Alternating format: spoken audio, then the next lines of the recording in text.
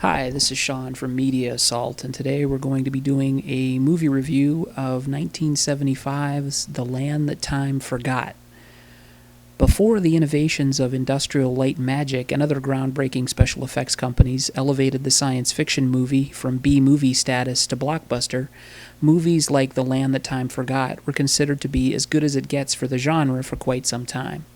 Released in 1975, the movie is an adaptation of the Edgar Rice Burroughs story of the same name. Taking place in 1916 with the world in the throes of World War I, the film begins in the North Atlantic as U-33, a German U-boat, is hunting for Allied ships that are carrying supplies to Britain.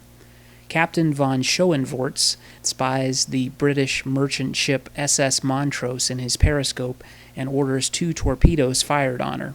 The ship explodes and sinks quickly, but not before 2 groups of survivors can man lifeboats and take to the sea. In one boat is Bowen Tyler and Lisa Clayton, and in the other is a group of British sailors led by Bradley. Discussing their limited options on the open sea, the survivors plot to overthrow the U-boat crew as the submarine surfaces to recharge its batteries.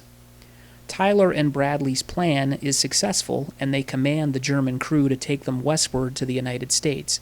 However, one of the Germans has tampered with the ship's compass, and instead of heading west, the sub heads due south for 6 days. With the sub lost and food and fuel running short, the Germans and British agree to work together to find a way to a neutral port. But before they can find a civilized port, however, they encounter the uncharted island continent of Caprona. Navigating upriver into the mainland of Caprona, it's quickly discovered that the island is home to a wide variety of prehistoric plant and animal life. Almost as soon as the sub surfaces in an inland lake, it's attacked by a group of plesiosaurs. Once the now Allied crew makes landfall, they make a discovery that could help them get back home. The island has a natural oil reserve. Using refining equipment that is carried on the sub, the crew can produce enough fuel to get them off the island and back to civilization. That is, if they can survive attacks from dinosaurs and primitive tribes long enough to complete the task. The Land That Time Forgot's special effects are certainly not the best by today's standards, but for their day they were fairly impressive. The dinosaurs were not created with stop-motion animation or men in rubber suits, but rather through the use of somewhat unwieldy hand puppets. As a result, some of the quote-unquote threatening dinos appear to be staring off into space rather than being interested in eating anyone. One scene involving a pterodactyl that swoops down to attack the subcrew clearly shows the wires holding the beast aloft. Still, many of the miniature effects, particularly the submarine, are convincing. Doug McClure's performance is of the stock action hero variety, but he seems to be having a good time through most of the movie. As Lisa, Susan Penn Halligan doesn't get to do much other than scream, occasionally peer through a microscope, and translate caveman languages. John McHenry and Anthony Ainley provide suitably slimy performances as the Germans.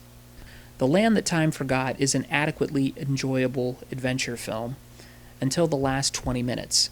The script is progressing towards an interesting plot development, that is, the reason for the coexistence of so many different life forms from different time periods, and suddenly it's as if someone glanced at a clock and said, "Okay, let's wrap this up as soon as possible, cue the volcanic eruptions."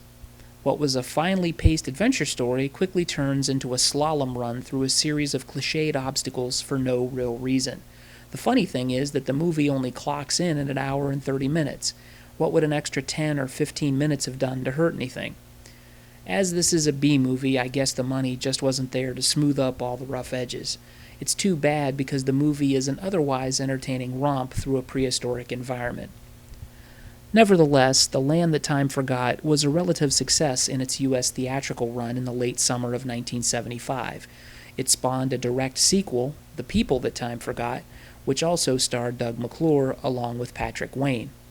Amicus Productions also created 2 other films of a similar nature, At the Earth's Core and Warlords of Atlantis, which also achieved some notoriety in theaters. However, when Star Wars burst onto the scene in 1977, Filmgoers' expectations for genre films changed, and low-budget productions such as this received limited attention from distributors and fans. In 2009, The Land That Time Forgot was remade with a new, more modern storyline and CGI effects replacing the handmade dinosaur puppets. It was released directly to video.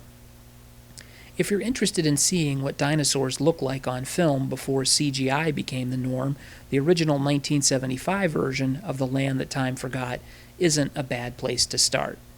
Overall, I give it a 6.5 out of 10. Thanks for watching this video, and stay tuned to the Media Assault channel for more movie, music, and video game reviews coming soon. Thanks again for watching.